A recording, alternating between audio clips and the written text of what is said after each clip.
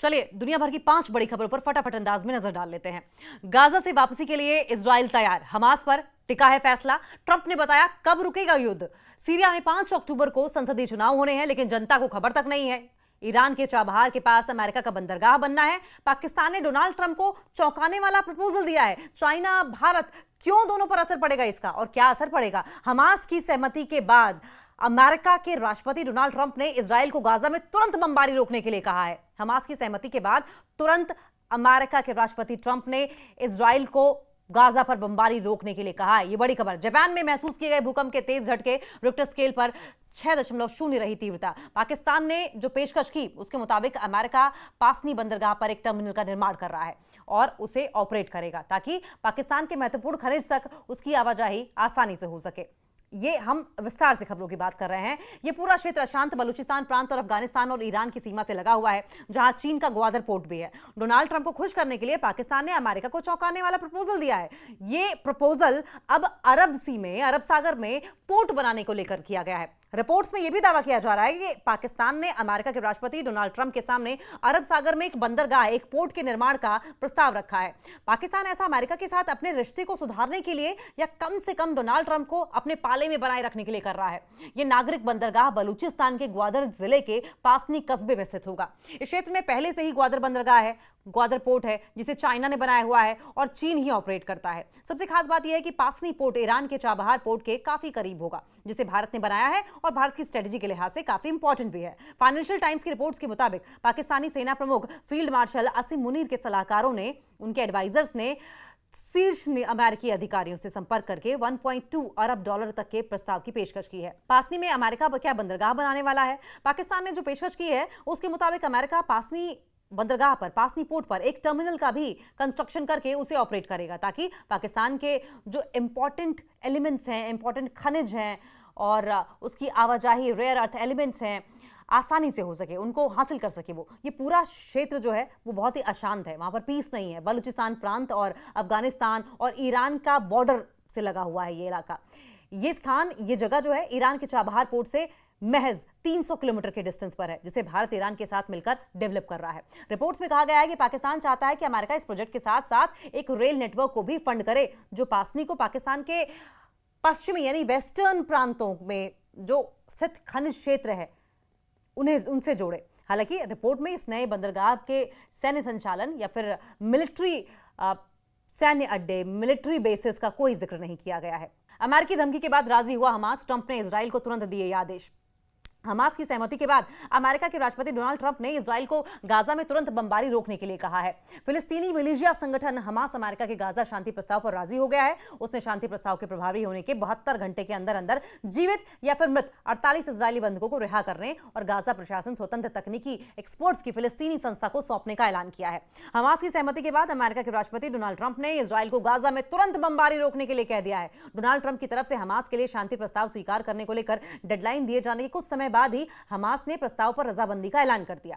अमेरिकी राष्ट्रपति के शांति प्रयासों, पीस एफर्ट्स को सराहा। लगभग 2 साल से गाजा में जारी सैन्य अभियान के थमने की संभावनाओं को देखते हुए अमेरिकी राष्ट्रपति ट्रंप के शांति प्रयासों को अब सराहा जा रहा है। प्रधानमंत्री नरेंद्र मोदी ने ट्रंप के गाजा शांति प्रयासों का स्वागत किया है। उन्होंने कहा कि बंधकों की रिहाई महत्वपूर्ण कदम है। हमास ने बयान जारी करके ये कहा है और संकेत भी दिए हैं कि वो तुरंत मीडिएशन की जो बातचीत चल रही है उसमें शामिल होने के लिए अग्री है। इसके बाद डोनाल्ड ट्रंप ने ट्रूथ सोशल पर लिखा कि हमास की ओर से जारी बयान के बाद मेरा यह मानना है कि वे स्थायी शांति, वो स्टेबल पीस के लिए तैयार हैं। और इसके बाद अमेरिकी राष्ट्रपति ने इजराइल की तरफ से गाजा पर बमबारी रोकने की जरूरत बताई, जिससे कि बंधकों को सुरक्षित निकाला जा सके। शांति वार्ता में शामिल होने को तैयार है हमास। वहीं आपको यह भी बता दें कि हमास की ओर से कहा जा रहा है कि अमेरिका के राष्ट्रपति के गाजा प्लान पर विस्तृत इलस्ट्रेटेड चर्चा के लिए, बातचीत के लिए मध्यस्थों के माध्यम से तत्काल वार्ता में शामिल होने की सहमति जताई गई है। हमास ने दोहराया कि वो गाजा का प्रशासन स्वतंत्र तकनीकी विशेषज्ञों की फिलिस्तीनी संस्था को सौंपने के लिए भी राजी है। हमास ही अब तक गाजा का प्रशासन चला रहा था। मीडिया रिपोर्ट्स के मुताबिक निर्धारित शर्तों के मुताबिक सभी 48 बंधकों को रिहा करने के लिए तैयार है, जिसके तहत उन्हें स्थायी युद्ध विराम लागू होने के 72 घंटों के अंदर अंदर रिहा कर दिया जाएगा। इसके बदले में 2000 से ज्यादा फिलिस्तीनी सुरक्षा कैदियों और मारे गए गजावासियों के शवों के साथ उन्हें रिहा किया जाएगा। इस ऐलान के बाद इजराइल गाजा से अपनी वापसी का पहला चरण जो है वो पूरा करेगा। जापान में भूकंप के झटके महसूस किए गए, तेज झटके महसूस किए गए। रिक्टर स्केल पर 6.0 रही तीव्रता। देखिए, राष्ट्रीय भूकंप विज्ञान केंद्र के एक बयान में कहा गया है कि शनिवार देर रात जापान में 6.0 यानी कि 6 रिक्टर स्केल तीव्रता का भूकंप आया। एनसीएस के अनुसार भूकंप 50 किलोमीटर की गहराई पर आया था। सोशल मीडिया प्लेटफॉर्म एक्स पर एनसीएस ने कहा है कि भूकंप रात 8:51 पर आया, जिसकी तीव्रता 6.0 रही। पूरा देश एक अत्यंत सक्रिय भूकंपीय क्षेत्र में है। जापान उसके बाद उसके आसपास की जो दुनिया है, सबसे घना भूकंपीय नेटवर्क है। उस दुनिया की वजह से, उस डेमोग्राफी की वजह से, और इसलिए वे कई भूकंपों को रिकॉर्ड करने में सक्षम रहते हैं।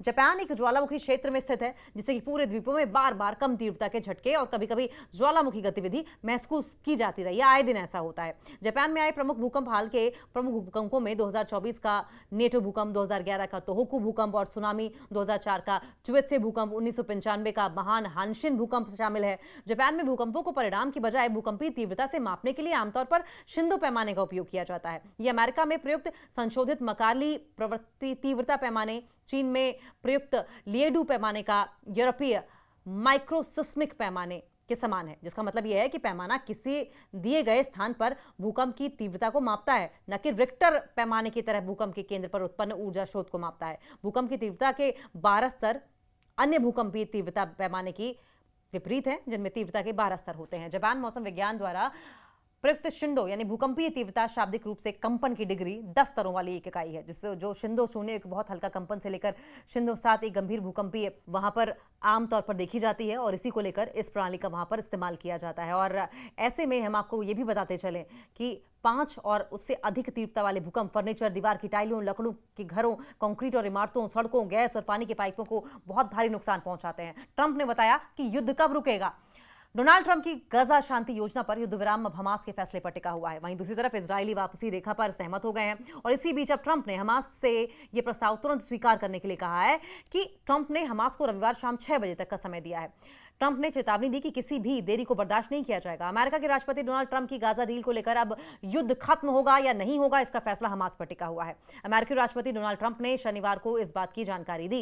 इजराइल अपने कदम पीछे खींचने के लिए तैयार है। ट्रंप ने कहा है कि इजराइल वापसी रेखा पर सहमत हो गया है और हमास को भी इसकी जानकारी दी गई है। हमास की डील पर राजी होते ही तुरंत सीज फायर हो जाएगा।